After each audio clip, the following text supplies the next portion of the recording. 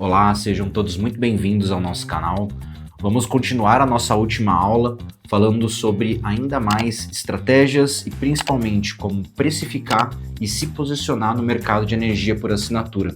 Meu nome é Lincoln, nós somos a Vatio e viemos trazer o melhor deste conteúdo para você.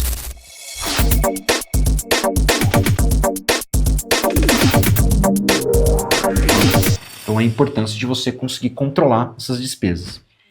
Bom, entendidas as despesas, eu vou falar rapidamente com relação aos custos, porque os custos eles dependem de muita coisa. A primeira coisa que eu gosto de trazer aqui é só uma reflexão, né, uma comparação, pegando um estudo de caso aqui da CEMIG, tá, que a gente usou, que é uma usina de microgeração e uma usina de mini geração. Então a primeira coisa é o custo de conexão depende de quem é a usina.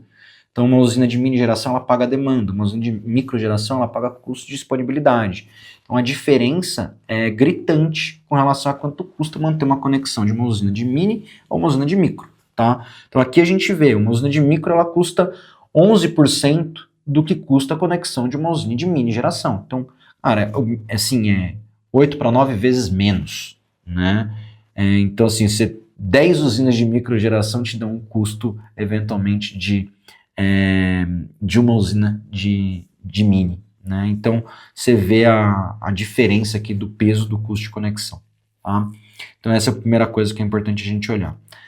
A segunda é justamente o seu custo de gestão. Então o custo de gestão depende da sua escala, do perfil do cliente, o ticket médio do cliente, se você tem software para fazer isso de forma eficiente ou não. Então o custo de gestão também é inerente ao tamanho da sua operação, tá?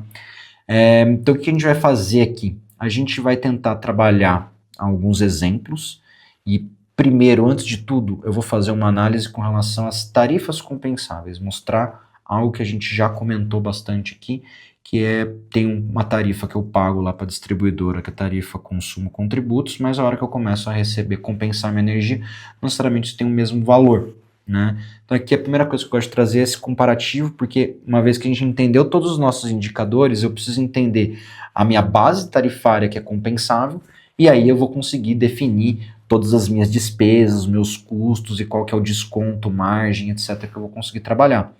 Então aqui que a gente traz também case CEMIG de junho de 2025, tá? Então qual que era a tarifa com tributos que é praticado na CEMIG, tarifa sem tributos praticada na CEMIG, aí a gente tem a tarifa compensável GD1 em alto consumo remoto, tarifa compensável GD1 em compartilhado, e aqui a gente traz o cenário somente da GD2, né, tanto no alto consumo quanto na compartilhada, porque a gente entende que a GD3 ela deprecia tanto que não é nem viável a gente trazer esse cenário aqui, tá? Então isso é basicamente o que acontece hoje com clientes que estão ou na GD1 ou na GD2 em função de ser um alto consumo remoto ou uma geração compartilhada. Então, ou seja, minha tarifa com tributos vale 1,08, o meu cliente hoje na CEMIG, Minas Gerais, em alto consumo remoto GD1 consegue compensar tudo, ele compensa 1 para 1, porque ele tem todas as isenções também tributárias. Na compartilhada ele já não tem isenção do PIS e COFINS, então a tarifa compensava um pouquinho menor. E aí quando a gente vai para GD2, a gente já vê que tem a depreciação do fio B, parcela fio B, que eu estou pagando lá para a distribuidora. Então já vê que a tarifa compensável, tanto no alto consumo remoto quanto na compartilhada, caem bastante, tá? Isso aqui é a diferença entre o que eu pago e o que eu consigo economizar na minha conta. Então quando eu aplico um desconto para o cliente, eu falo, cliente, eu vou te dar um desconto de 10%. 10% aonde? Eu sempre tenho que trabalhar o 10% sobre a parcela compensável, porque é o que eu consigo de fato economizar. 10% da tarifa com tributos não representa 10% da parcela que o cliente consegue economizar na conta. Então não é a mesma coisa, tá? Tem que tomar muito cuidado aonde é o meu desconto para saber de fato quanto vale a minha economia, tá? Então é exatamente aqui que a gente para. Então, dando aqui o exemplo, né, de economia de 10%, então, ou seja, eu quero manter 10% da minha tarifa com tributos, eu quero que isso seja a economia que eu vou ter em todos os cenários. O que isso quer dizer? Independente de onde eu estou com a minha usina aqui, se ela é autoconsumo ou compartilhada, GD1 ou GD2, para todo mundo brigar de forma igualitária, ou seja, o consumidor aqui, independente de qual usina ele esteja, ele está conseguindo ver a mesma economia percentual com relação à tarifa consumo dele. Então o que vai acontecer? Que a tarifa gestora daquilo que eu compenso, se eu vou dar a mesma parcela de economia para todo mundo, o que sobra para a gestora é variável, cada vez menor em cada modelo. Então, por exemplo, alto consumo GD1 vai sobrar lá quase 98 centavos. Quando a gente vai para GD2 compartilhado, você vê que vai sobrar quase 80 centavos para a tarifa dessa gestora. Então, a gestora e o gerador eles vão receber valores diferentes em função de a usina ser GD1 ou GD2, alto consumo ou compartilhado. Isso acontece não só para a CEMIG, isso acontece para todos os estados, então cada estado uma regra de isenção diferente, tem que ficar muito ligado qual que é a parcela compensável que você tem dado o modelo que você está operando, tá? Então você tem que conhecer essa operação primeiro, antes de sair dando desconto. Então aqui é um outro exemplo claro, né, de que se você não sabe qual que é a sua operação, sair dando desconto ao vento porque o outro está dando não quer dizer que você vai conseguir ter a mesma margem que ele, tá? Bom, e aí que eu trago, né? Uma vez que a gente discutiu todas as despesas operacionais, o CAC, o churn, a vacância, a inadimplência, o que a gente trouxe aqui? Que eu trouxe um quadro resumo, tá? Se você quiser, até recomendo que você pause o vídeo, lê ele com calma, tá? Porque tem muita informação aqui. Eu vou tentar resumir o que está nesse slide, eu acho, para facilitar o entendimento. Então, primeira coisa são essas setinhas, né? A inadimplência, o que isso quer dizer? Que a inadimplência, uma vez que ela sobe, ela impacta o churn, que a gente viu que lá no churn, o terceiro maior motivo de churn é a inadimplência. Se a inadimplência sobe, consequentemente eu aumento o meu churn. Se a inadimplência sobe, eu tenho também um problema de vacância, porque se eu gero churn, eu gero espaço, vacância na minha usina, próxima lista eu vou ter para quem mandar energia? Não. Então a inadimplência, ela diretamente impacta o crescimento do churn e o crescimento da vacância. Tá? O churn por si só, ele também é um problema que a gente viu aqui. O churn, uma vez que ele sobe, ele encurta o lifetime, e se encurta o lifetime, duas coisas acontecem. O meu CAC vai subir, porque eu vou ter que pegar aquele custo de originação e dividir por menos tempo, então o aumento do churn eleva o meu CAC, e o aumento do churn também eleva a minha vacância, porque eu vou ter aquela energia acumulada que eu vou ter que depreciar também em menos tempo, né, porque o meu lifetime encolhe. Então, ou seja, inadimplência me gera churn e vacância. Churn me aumenta CAC e vacância. Olha só o efeito cascata das coisas aqui. E a vacância, o aumento da vacância, me aumenta o CAC também. Tá? Por quê? Porque se eu tenho mais energia disponível, eu vou precisar buscar mais consumidores, eu vou precisar aumentar meu custo de originação e isso vai me gerar um aumento de CAC. Então, bom, a gente tem que controlar a nossa inadimplência e o nosso churn porque eles são os dois indicadores primordiais que impactam os demais indicadores, né? Então, uma vez que eu controlo a inadimplência e controlo o churn, eu consigo vir melhorando todo o meu controle de vacância e consigo vir melhorando todo o meu controle de CAC. Agora, se eu tenho descontrole da inadimplência do churn, eu jamais vou conseguir controlar meu CAC e minha vacância, tá? Então é importante que uma operação bem feita, ela precisa também ter uma boa gestão por detrás, porque não é só uma questão de dar mais desconto para o cliente, de ser inteligente para o cliente. Eu preciso ser inteligente no meu operacional aqui. Então, se eu conseguir reduzir minha inadimplência e meu churn, eu reduzo 4 indicadores no final, 4 indicadores que são despesas operacionais. Então, naturalmente, eu consigo gerar mais margem, eu posso dar mais desconto para o meu cliente de uma forma de bonificação, por exemplo, ou eu vou remunerar melhor o meu gerador lá num contrato de performance, ou eu vou conseguir ter uma marca, né, mais fôlego para conseguir crescer e expandir minha operação. Então, acho que aqui o recado fica muito claro. Preciso controlar todos os meus indicadores para eu conseguir performar, principalmente a inadimplência e o churn. Os dois indicadores principais que eu preciso controlar na minha operação, tá? Bom, para efeito de cálculo também, pessoal, a gente trouxe aqui tudo que a gente comentou desses indicadores, referências médias, né? E exemplos em 2025. Então, qual que é, na média, um CAC no mercado que a gente tem hoje, qual que é na média um churn, qual que é na média uma vacância, qual que é na média a inadimplência no cenário que a gente tem atual. Então aqui eu defini alguns parâmetros, tá, diferente um pouquinho do que a gente trouxe. Então, por exemplo, o CAC eu considerei aqui 120% de uma conta, né, não considerei só uma conta, considerei um pouco mais de uma conta. Do lado da vacância também eu não considerei lá 112%, igual a gente mediu, considerei aqui 150% para ser um cenário um pouco mais conservador. Tá? Então eu prejudiquei alguns indicadores propositalmente aqui para a gente trazer um cenário um pouco mais conservador do que a gente está vendo. Consequência disso, pessoal, uma vez que eu trago todos esses indicadores percentuais, pego lá aquela tarifa gestora e venho depreciando tudo isso, o que vai acontecer? Em cada modelo aqui, né, estou tentando garantir a mesma economia para todos os clientes em condições diferentes de regulação, seja GD1, GD2, autoconsumo ou compartilhado. Mas uma vez que eu faço isso e tiro todo lá meu custo de CAC, churn, vacância, inadimplência, conexão à rede, né, que a gente está considerando também uma conexão em mini geração, né, em média tensão, na CEMIG, tá? Eu tenho lá a minha tarifa gestora residual. O que isso quer dizer? Que dessa tarifa gestora residual eu tenho custo de gestão, margem e custo de locação das minhas usinas. Então, o que é a primeira coisa que eu tenho que entender? Né? Disso eu vou tirar os meus custos de gestão. Então, quanto custa? Isso depende do tamanho da sua operação, o ticket médio do seu consumidor. Aqui a gente trouxe um exemplo, né, para uma operação média aí de 300 UCs, com ticket médio de 1.000 kWh por cliente, um custo médio aí que fica, a gente está considerando em torno de 10 centavos o quilowatt-hora, tá? Ele fica entre 8 e 11 centavos para uma operação desse perfil. Então vou lá, vou lançar esse custo de gestão. Então o que fica? Então a tarifa gestora residual ali, que é a minha margem bruta. Disso o que eu vou fazer? Eu tenho que pagar o gerador na locação da usina dele e o que sobra é a minha margem. Então como é que eu pago o gerador? N formas, diferentes modelos. Aqui a gente está trazendo um exemplo, né, do que a gente vê muito corriqueiramente ser trabalhado no mercado, que é uma remuneração em função de 50% da tarifa compensável.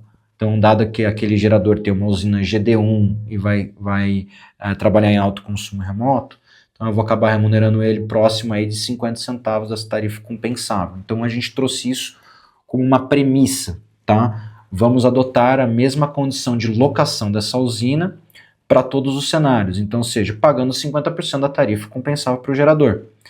Então, ou seja, se em todos os cenários eu vier pagando 50% da tarifa para compensável para esse gerador, o que vai acontecer? Eu vou lançar tudo isso aqui tirando daquela minha tarifa gestora residual, daquela minha margem bruta. Então, disso o que vai restar? A minha margem. Então, nesse gráfico aqui a gente consegue ver exatamente o que aconteceu. A minha margem versus eu levar 10% de economia para o meu consumidor versus eu remunerar meu gerador em 50% da tarifa compensável que ele tem, dado o tipo de usina e conexão da usina dele. Então, ou seja, todas as minhas perdas, o meu custo e etc., o que cada cenário me traz? Bom, o primeiro cenário é óbvio aqui, né? GD1, ele consegue me apresentar uma margem, mas é uma margem bem apertadinha, não é uma margem tão assim folgada, né? A gente vê que, por exemplo, a margem líquida, ela é menor do que o que você deixa de inadimplência na mesa, por exemplo, tá? Então você vê que hoje mais dinheiro está na mesa da inadimplência do que sobrando na margem, muitas vezes, do gestor.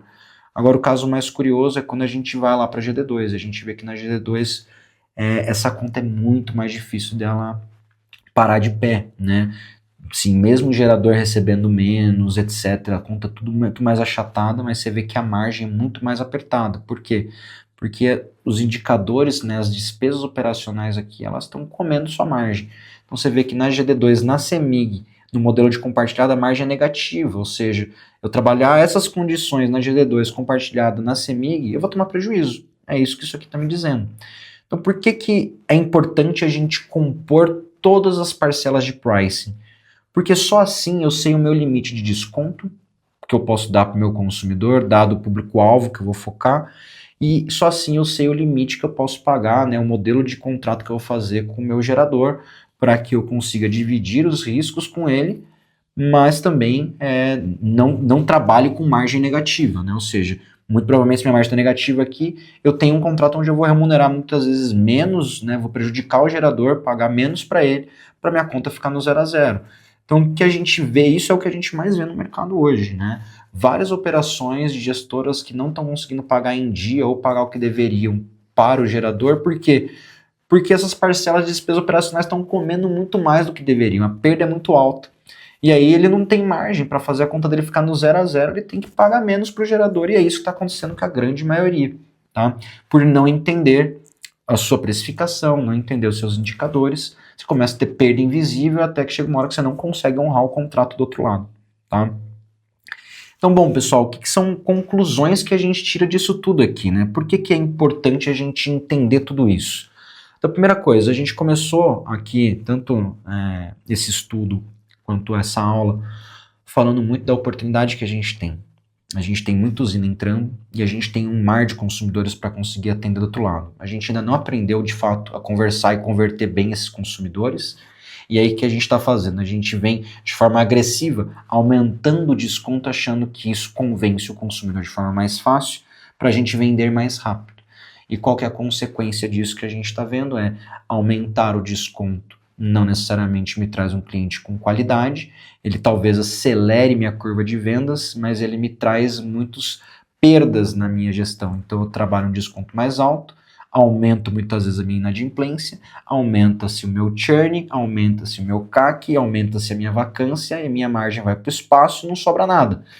Então o que está acontecendo hoje? Por mais que a gente esteja num momento de sobreoferta de energia, dado que a gente tem um universo gigantesco de consumidores para atacar, agora é um momento que eu entendo que muitas operações elas vão começar a olhar para eficiência operacional.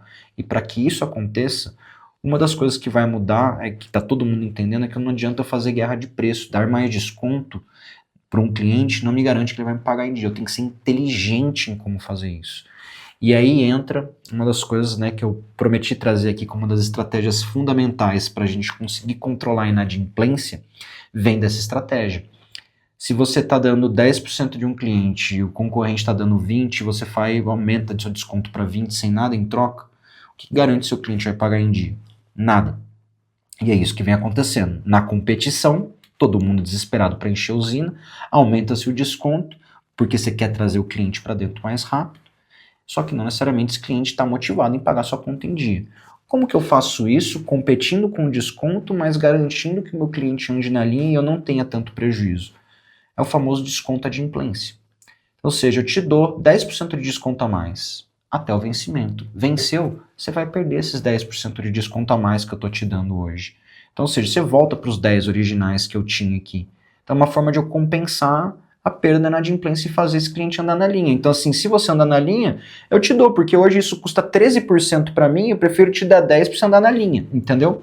Então, enquanto eu tenho mais inadimplência do outro lado, qualquer coisa que eu dou menor que a inadimplência que me ajude a reduzir ela, é negócio para os dois lados, o cliente ganha e eu também. Então, essa é a estratégia. Entender sua inadimplência é uma forma de você precificar o seu desconto bônus adimplência. Então, quanto a mais eu posso aumentar no desconto de um cliente, ou qual que é a condição que eu vou sustentar o desconto daquele cliente. Se eu já vendi para ele com 30% de desconto, eu posso chegar e falar, cara, é 30% até o vencimento. Venceu, vai cair para 15%, vai cair para 10%. Então, eu tenho que reduzir esse desconto para fazer meu cliente andar na linha, porque senão essa conta não vai fechar. Então, uma das primeiras coisas que a gente vê é natural é a gente penalizar o vencimento da fatura, tá? Não existe almoço grátis, galera, nem janta grátis. Então, assim, o cliente não pagou no vencimento, você tem conta para pagar do outro lado. Tem que fazer ele pagar a conta. Se ele não paga a conta, não dá para sustentar o mesmo desconto, tá? Bom, a outra coisa que é extremamente importante, isso ajuda a controlar a inadimplência, mas isso sozinho não resolve o problema. Sem um bom pós-venda e uma boa gestão, não adianta nada você ter boas estratégias de pricing. O pós-venda ele vai impactar diretamente nessas questões, né, de o cliente entender a primeira fatura dele, entender o desconto, entender a economia e não sair por nenhum motivo de falta de conhecimento. Vai ajudar ele a pagar a conta em dia, uma vez que ele entende o benefício e ele está vendo de fato aquele benefício no bolso dele. Então você vê que ele começa a reduzir custos de atraso, que vão bater na inadimplência, eventualmente custos de churn, que aquele cliente insatisfeito ia sair, agora ele não vai reduzir custos de vacância, uma vez que a gente controla a inadimplência e churn, a gente já sabe que aumenta-se o lifetime desse consumidor, então me reduz o custo de vacância dele e assim consequentemente. Então, o que a gente vê daqui para frente? Primeiro, estratégia do produto, pricing, como dar o desconto, compor formas de dar o desconto para o cliente ganhar quando ele anda na linha. Segunda coisa, pós-venda muito bem estruturado, isso vai ajudar você a reduzir outras perdas e indicadores ruins que te ajudam a recompor margem. Terceiro, você vai trabalhar quanto menor o cliente, né, onde você tem mais competição, você vai ter menos desconto. Então uma coisa que tem que entender é onde você seta o seu público-alvo. Você quer clientes com consumo alto ou você quer clientes com consumo baixo? Então você quer um cliente com na média 3, 4 mil kWh de consumo ou um cliente de 300, 400 kWh de consumo? Não é o mesmo desconto para eles, tá? Então o que você tem que entender, uma vez que o mercado tem competição, tem pressa e está focando muito nesses clientes grandes, talvez olhar para os consumidores pequenos, que representam a grande maioria, é muito mais fácil vender. Então a gente tem alguns indicadores que a gente monitora aqui que provam isso, né? É muito mais rápido converter uma pessoa física do que uma pessoa jurídica, num speech comercial, entre outras coisas. Então se você tem pressa e precisa vender rápido, talvez o seu público não seja um consumidor que consome muita energia, e sim muitos consumidores que consomem pouca energia. Diversifica o risco, tá? Então eu entendo que é um pouco desse caminho. Precisa entender o seu público-alvo para você conseguir posicionar bem o produto. Inevitável, pessoal, o desconto cair. Uma vez que isso acontece, você vai para uma massa de consumidores, ali você tem muito mais concorrência, né, de consumidores, então estarem sobre oferta você vai sofrer menos, a venda é mais rápida, tem mais trabalho, porque tem que fazer muito mais venda. Mas é natural você ver o desconto cair, tá? Então, por mais que a gente esteja num momento de sobre oferta, a gente sabe que isso vai permanecer nos próximos anos, né? Não necessariamente o desconto vai subir. Eu acho que o entendimento que a gente está tendo aqui é que o desconto vai cair, visto que para onde o mercado está indo tem muito cliente, tem muita oferta, muita demanda, né? Então a oferta vai começar a ser diluída ali, você vai ver que não tem por que brigar com cliente residencial. Você bate da porta do lado, já tem outro, do lado já tem outro, e assim por diante, né?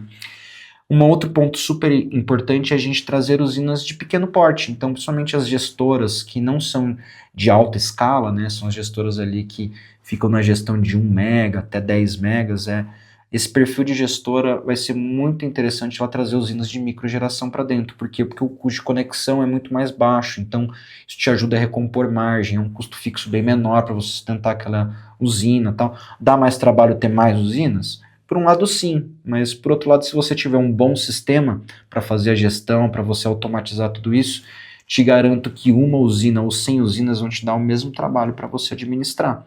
Então quantidade de usina não vai ser um problema se você tiver um bom processo e uma boa ferramenta para isso.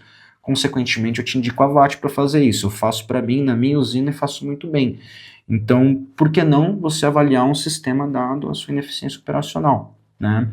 Então, acho que são algumas conclusões que a gente tira aqui, pessoal, que norteiam quem quer de fato ter sucesso na geração compartilhada, na energia por assinatura. A gente tem uma excelente oportunidade, tem um grande desafio, mas o ponto principal aqui não é pressa, é estratégia, é inteligência, é o perfil de cliente que você foca, o tipo de desconto que você dá, como você dá esse desconto, como você vende o seu produto, como você atende o seu cliente, tudo isso vai fazer você recompor margem.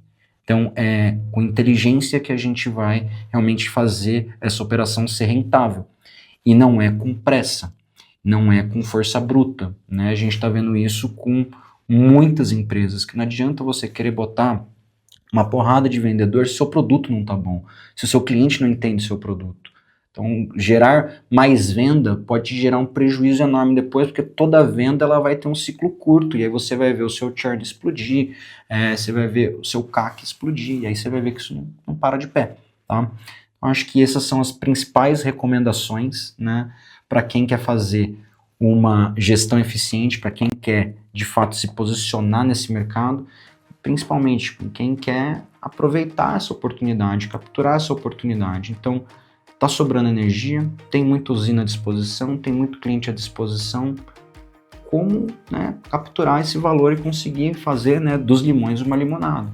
Então, não é porque é difícil e tem muita gente que não está conseguindo fazer dar certo que você não vai conseguir. Então, acho que é uma forma de como olhar para o mercado e tirar ali informações e balizar a sua estratégia e mudar eventualmente o caminho com que você está fazendo a sua energia por assinatura, para que de fato ela seja um produto vencedor.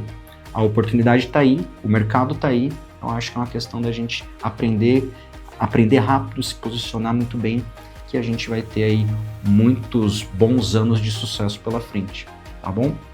Bom, pessoal, meu muito obrigado para você que assistiu esse conteúdo até aqui, espero que ele te ajude a balizar boas estratégias na sua operação, mas não só isso, né? Que ele te ajude também a levar mais economia para o seu consumidor, para que a gente crie uma roda virtuosa e todo mundo ganhe com isso, tá bem? Meu muito obrigado pela sua atenção e nos vemos no nosso próximo vídeo. Até breve.